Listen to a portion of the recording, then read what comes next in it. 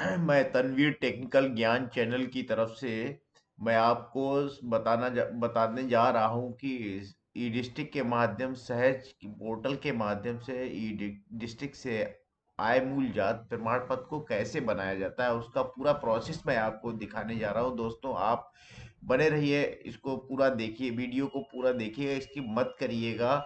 और अच्छा लगे तो मेरे वीडियो को लाइक और सब्सक्राइब जरूर करिएगा, जिससे आने वाले समय में नोटिफिकेशन आपको सबसे पहले मिलता रहे, मेरे वीडियो का नोटिफिकेशन आपको पहले मिले। दोस्तों, मैं आपको दिखाने जा रहा हूँ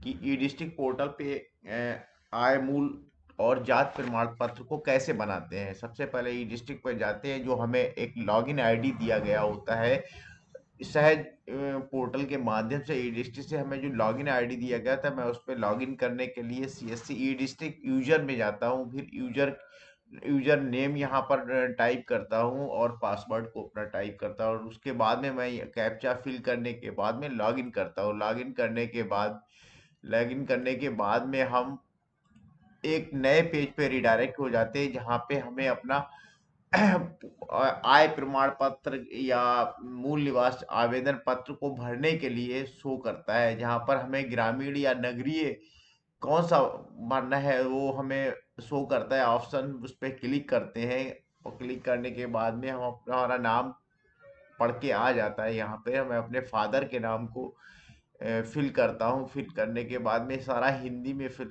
हिंदी या इंग्लिश जैसा भी आपको सुइटेबल हो वैसे आप फिल कर सकते हैं। उसके बाद में यहाँ पर माता का नाम फिल करते हैं। माता का नाम फिल करने के बाद में यहाँ मकान नंबर और एक यहाँ पर मोहल्ला मोहल्ला एरिया विलेज जो भी जहाँ पे आप रहते हैं अपना एड्रेस यहाँ पे फिल करेंगे। डिस्ट्रिक्ट को फिल करेंगे, यहाँ पर तहसील अपना फिल करेंगे।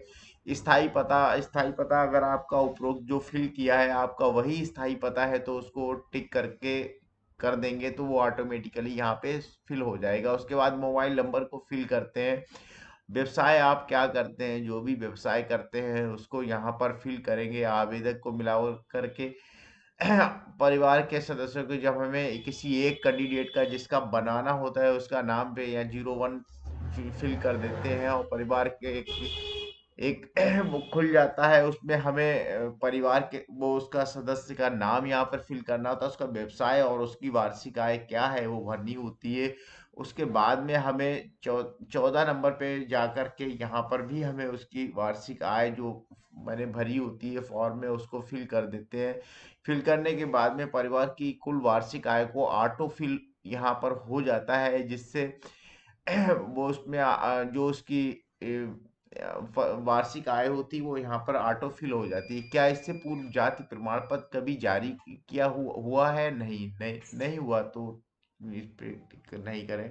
राशन कार्ड, यहाँ पर ration card number automatic fill होकर के आ जाता है। प्रमाण पत्र बनवाने का कारण पूछ रहा है, किस कारण के लिए आप प्रमाण पत्र को बनवा रहे हैं। छात्रवृत्ति हेतु बनवा रहे हैं तो ठीक है, छात्रवृत्ति पे क्लिक कर देते हैं। यहाँ पर दूसरा फोटो क्लिक करते हैं। यहाँ पर संलग्न शीर्षक को हम क्लियर करते हैं और उसमें टिक क्लिक करते हैं।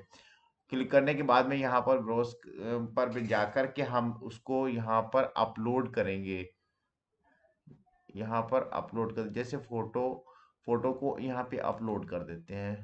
फोटो अपलोड हो गया हमारा। उसके बाद फिर संलग्न शीर्षक पर जाते हैं, और वहां पर जाने के बाद में हमें दूसरा सिलेक्ट करना होता है डॉक्यूमेंट जो भी हमें अपलोड करना होता है उसको सिलेक्ट करना होता है। उसके बाद में यहाँ पर हमें ब्राउज पे जाकर के क्लिक करते हैं, तो हमारा जो डेस्कटॉप पे या जहाँ पर भी मैंने सेव कर रखा है वहां से उठा करके इसमें करना होता है। हमें यहाँ पर नाम दे लेते हैं, कितना क्या किस नाम से मैंने इसको फिल सिलेक्ट किया था।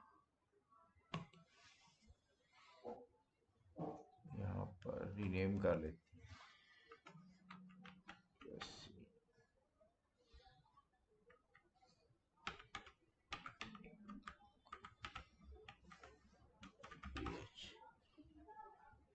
फिर उसके बाद में हम यहाँ पर क्लिक करते हैं, तो यहाँ पर जाकर के उसको उस डॉक्यूमेंट को यहाँ पर जब क्लिक करते हैं वो डॉक्यूमेंट हमें नाम में लिखा हुआ मिल जाएगा डेस्कटॉप पे।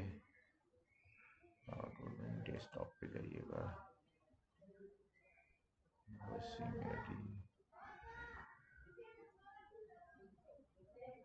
वसीम इनकम जीएस था ये हमारा। यहाँ पे क्लिक कर देते हैं। यहाँ पे देखिए ऑटोमेटिक हमारा ये फिल हो गया इसमें। इसमें फिल हो गया। उसके बाद में दूसरा संलग्न शीर्षक हम चुनते हैं। मैंने क्या लगाया है, राशन कार्ड है। अगर अगर है राशन कार्ड तो उसको हम यहाँ पर लगाते हैं और उसको यहाँ पर डाउनलोड अपलोड कर देते हैं। अपलोड यहाँ पर जा कर के अपलोड करते हैं उसको डेस्कटॉप में। यहाँ पर डेस्कटॉप में हमारे पड़ा हुआ है, इसलिए हम उसको डेस्कटॉप से उठाएंगे। डेस्कटॉप से उठाएंगे। बस ये राशन राशन कार्ड भी हमारा फिल हो गया। उसके बाद में हमें और डॉक्यूमेंट जो भी सबमिट कर रहे हैं उसको हमें उठाना होता है। जैसे हमारे पास आधार कार्ड हम लगा रहे हैं, आधार कार्ड को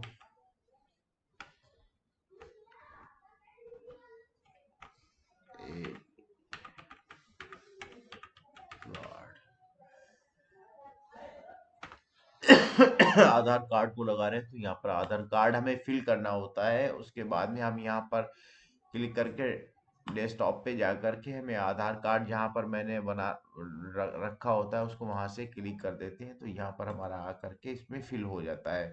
फिल होने के बाद में सारा एक बार फॉर्म चेक कर लेते हैं ऊपर से कहीं कोई मिस्टेक तो नहीं हुआ। उसको देखने के बाद में फिर हम अपने इसको आकर के यहाँ पर उसका सिक्योरिटी कोड को फिल करता हूँ। सिक्योरिटी कोड फिल करने के बाद में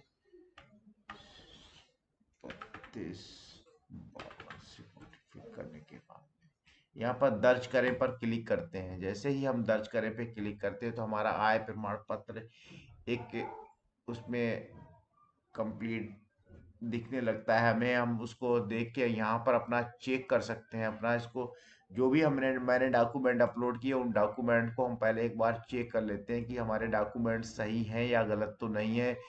उसके बाद में फिर हम यहाँ पर चेक करने के बाद में फाइनल सबमिट जब करेंगे, क्योंकि फाइनल सबमिट हो जाने के बाद में फिर कोई भी करेक्शन नहीं हो पाता है, इसलिए हम यहाँ पर एक बार डॉक्यूमेंट को चेक कर लेते हैं। डॉक्यूमेंट चेक करने के बाद में हम सहज पोर्टल को लॉगिन करते हैं। सहज को लॉगिन कर लेते हैं। सहज लॉगिन करना होता है जिससे हमारा पेमेंट जो है सहज पोर्टल में ही जाकर के कटता है। तो इसलिए हमें पहले से ही सहज को खोल के रखना है, ओपन करके रखना है। बाद में हमें पेमेंट के लिए रिडायरेक्ट करना होता है। यहाँ पर जाकर के हम जैसे ही सब चेक करने के बाद में फाइनल सबमिट करते हैं तो हमें ये रिडायरेक्ट कर देता है। हमें ये सहज पोर्टल पे रिडायरेक्ट कर देता है जहाँ से हमारा पेमेंट का पिन नंबर हमें डालना होता है। हमारा जो भी पिन नंबर होता है हम अपना पिन नंबर यहाँ पर फिल कर देते हैं। यहाँ हम अपना पासवर्ड भी फिल करते हैं। जो भी हमारा पासवर्ड होता है हम उसको